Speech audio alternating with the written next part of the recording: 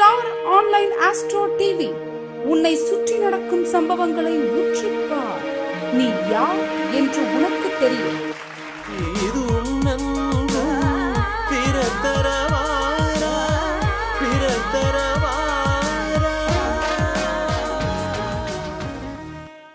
அடுத்ததாக சங்கத்தினுடைய பொருளாளர் உங்களிடையே ஒரு சிறு மணித்துளிகள் உங்களுடைய உரையாற்றுவார் என்று அறிவிக்கப்படுகிறது. வாங்க. அனைவருக்கும் வணக்கம்.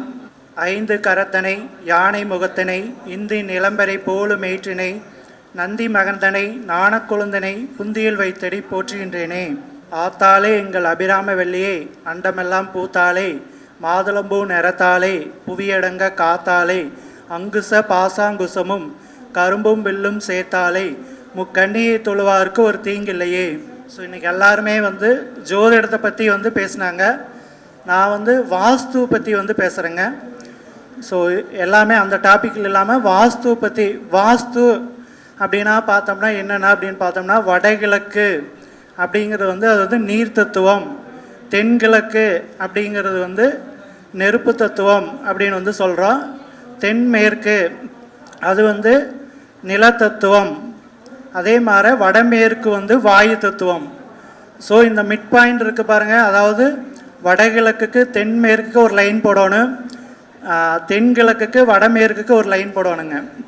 ஸோ இந்த மிட் பாயிண்ட்டு தான் பிரம்மஸ்தானம் அப்படின்னு சொல்லுவாங்க. ஆகாய தத்துவம் அப்படிங்கிறது பார்த்தீங்கன்னா உங்களுடைய காம்பவுண்டு. இது எல்லாத்துக்குமே தெரியுங்க, ஓகேங்களா? ஆனால் இதை எப்படி பிரிப்பாங்க அப்படின்னு பார்த்துட்டோம்னா, வடகிழக்கிலிருந்து தென்கிழக்கு வரைக்கும் உள்ள பகுதியை ஆண் பாகமாகவும், வடமேற்கிலிருந்து தென்மேற்கு உள்ள பகுதி பெண் பாகமாகவும் பிரிப்பாங்க. புரியுதுங்களா? ஸோ இது ஆண், இது பெண். அதாவது நம்மளுடைய உடம்புல இந்த பக்கம்லாம் ஆண் பகுதி, இந்த பக்கம்லாம் பெண் பகுதி. நீங்கள் பெண்களுக்கு ஏதாவது கெடுதல் செஞ்சுருந்தா உங்களுடைய இடது பக்கம் பிரச்சனைகள் ஏற்படும். ஆண்களுக்கு பிரச்சனை ஏற்பட்டு ஏதாவது கெடுதல் பண்ணியிருந்தீங்கன்னா உங்களுடைய வலது பக்கம் உங்களுக்கு பிரச்சனை ஏற்படுங்க. சரிங்களா? நீங்கள் அதிலிருந்தே தெரிஞ்சுக்கலாம். அதாவது கை கால் இதெல்லாமே பாதிப்புகள் ஏற்படுங்க. சரிங்களா? அடுத்ததாக பார்த்தோம்னா, இந்த வடகிழக்கு அப்படிங்கிறது புதனோட வீடு, கிழக்கு அப்படிங்கிறது சுக்கிரனுடைய வீடு, தென்கிழக்கு அப்படிங்கிறது சந்திரனுடைய வீடு, தெற்கு அப்படிங்கிறது செவ்வாயோட வீடுங்க, தென்மேற்கு ராகுவோட வீடு, மேற்குங்கிறது சனியோட வீடு, வடமேற்குங்கிறது கேதுவோட வீடு. இதுதான் கோயிலில் இருக்கிற நவகிரகங்களெல்லாம் எப்படி இருக்கோ அது மாதிரி தான் வீட்டோட அமைப்பு இருக்கணுங்க. ஸோ மையப்பகுதிங்கிறது சூரியன். ஸோ அப்போ நம்ம என்னென்னா, எந்தெந்த பகுதி வெட்டுப்பட்டிருக்குன்னு பார்க்கணுங்க. வீட்டில் நீங்கள் வீடு கட்டுறீங்க அப்படின்னா வீட்டோட 4 மூலையும் வெட்டுப்படாமல் இருக்கணுங்க. இந்த வடகிழக்கு பகுதி அப்படிங்கிறது உங்களுடைய மூத்த மகனை குறிக்கும். உங்களுடைய கிழக்கு பகுதி என்பது உங்களுடைய இளைய மகனை குறிக்கும். தென்கிழக்கு அப்படிங்கிறது உங்களுடைய தாய், வீட்டினுடைய பெண் தாயை குறிக்கிறதா தென்கிழக்கு. அதே 3 பையன் இருந்தான் அப்படின்னு பார்த்தோம்னா, நடுப்பையனை குறிக்கிறது பார்த்தோம்னா அது கிழக்கு பகுதி. அதே மகள் இருந்தாங்கன்னா அது தெற்கு பகுதியை நடுமகள்னு எடுத்துக்கோணுங்க. அதே பெண் பிள்ளையாக இருந்தால் அது பார்த்திங்கன்னா வட மேற்கு ஃபஸ்ட்டு பெண் பிள்ளை, மேற்கு பகுதி 2வது பெண் பிள்ளையாக எடுத்துக்கோணுங்க பெண்கள். தென்மேற்கு அப்படிங்கிறது பார்த்திங்கன்னா தந்தை. ஸோ இதுதான் உறவு முறையில் வருங்க. ஸோ உங்களோட வீட்டில் யாருக்காவது ஏதோ பிரச்சனை ஏற்பட்டுச்சு அப்படின்னா இந்த பகுதிகள் செக் பண்ணிங்கனாலே போதுங்க. ஸோ இப்போ எல்லாருமே மெயினாக என்ன பண்ணோன்னா, ஒரு குழந்தை வேணும், கல்யாணம் ஆகணும், நல்ல தொழில் அமையணும், சொத்து வாங்கணும். இதுதான் மெயின் ஒரு ஃபேமிலின்னு எடுத்துட்டோம்னா. ஸோ கல்யாணம் அப்படின்னு பார்த்தோம்னா அது கிழக்கு பகுதி சுக்கிரன். அப்போது அந்த சுக்கிரனில் வடகிழக்கு பகுதியிலிருந்து தென்கிழக்கு பகுதி வரை வெட்டுப்படாமல் வீடு இருக்குதான்னு செக் பண்ணணுங்க. அப்படி ஏதோ பாதிப்புகள் இருந்தால் அந்த வீட்டில் அந்த இளைய மகனுக்கு திருமணம் சார்ந்த பிரச்சனைகள் ஏற்படும். வடகிழக்கு பகுதி பாதிப்படைந்தால் மூத்த மகனுக்கு வந்து பிரச்சனைகள் ஏற்படும். மூத்த மருமகள், உங்கள் வீட்டுக்கு வர மருமகள் அப்படின்னா அது வந்து வடமேற்கா வந்து நீங்கள் வந்து எடுத்துக்கணுங்க.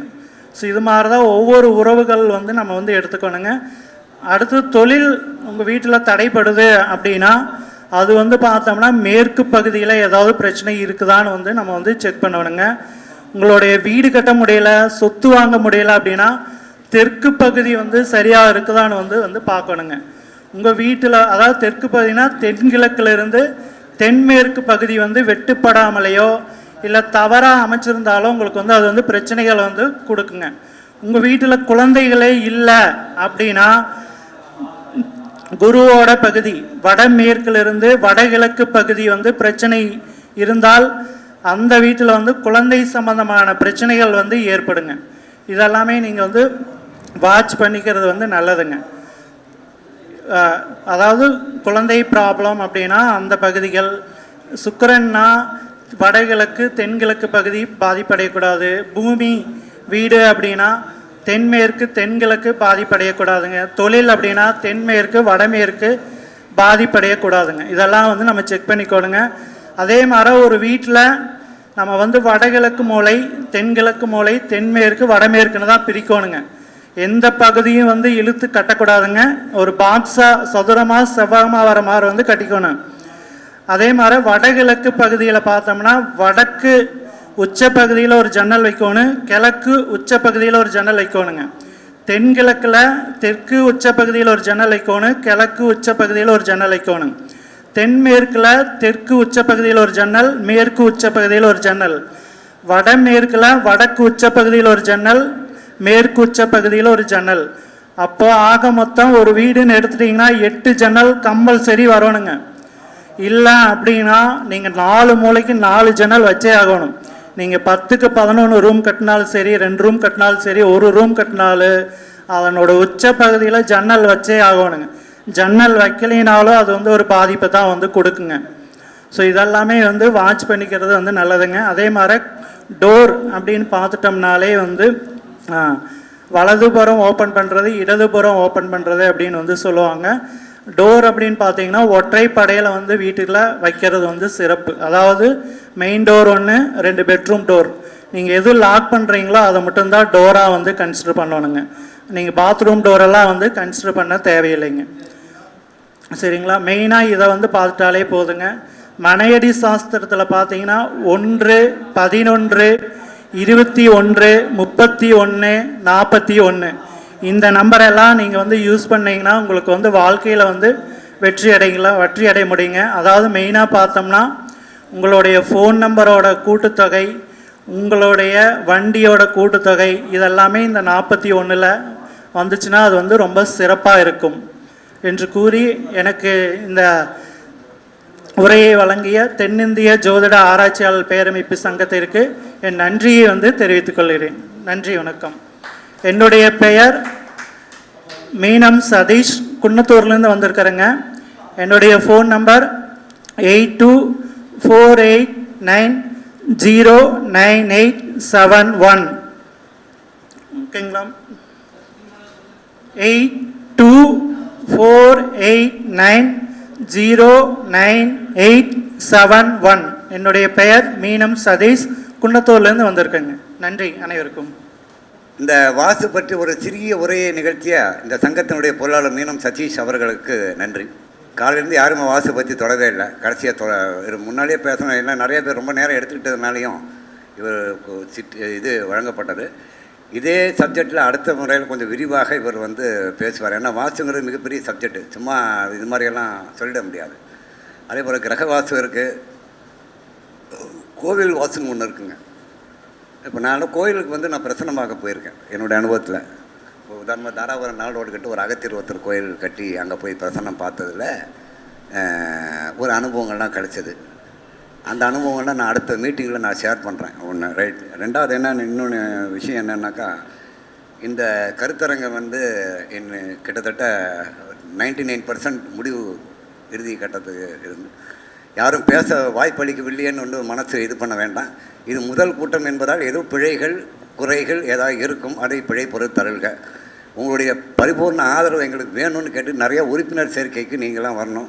இந்த தென்னிந்திய ஜோதிட ஆராய்ச்சியாளர் சங்கத்திற்குன்னு தனியாக பிரத்யேகமாக ஒரு வாட்ஸ்அப் குழு இருக்குது. அதில் நிறைய விஷயங்களை நானும் போட்டுட்டு வரேன். ஜோதிட ரகசியங்கள் இதில் நிறையா அதிகமாக பாயிண்ட்ஸ் எல்லாம் வரும். உங்களுக்கு ஏகப்பட்ட பாயிண்ட்ஸ் வரும். இப்போ சார் கேட்டால மாந்தி பற்றி நிறைய விஷயங்கள் அதில் சொல்லியிருக்கேன். ஏன்னா மாந்தி பற்றி ஒரு புத்தகம் வந்து நான் எழுதி முடிச்சிட்டேன், அண்டர் பிரிண்டிங் நவ். அந்த புத்தகம் வந்து அநேகமாக செப்டம்பர் அல்லது தீபாவளி ஒட்டிய ஒரு சிறப்பு கருத்தரங்கின் போது அந்த புத்தகம் இதே ஈரோட்டில் வெளியிடப்படும் சொல்லி சொல்கிறேன். அடுத்ததாக இந்த சங்கத்தினுடைய துணைத் தலைவர் திரு பொன் பாலசுப்ரமணியன் அவர்கள் நமது பொருளாளருக்கு மதிப்பு செய்யும் பொருட்டு பொன்னாடை போத்தி கௌரவிக்குமாறு உங்கள் சார்பில் அன்புடன் கேட்டுக்கொள்கிறேன்.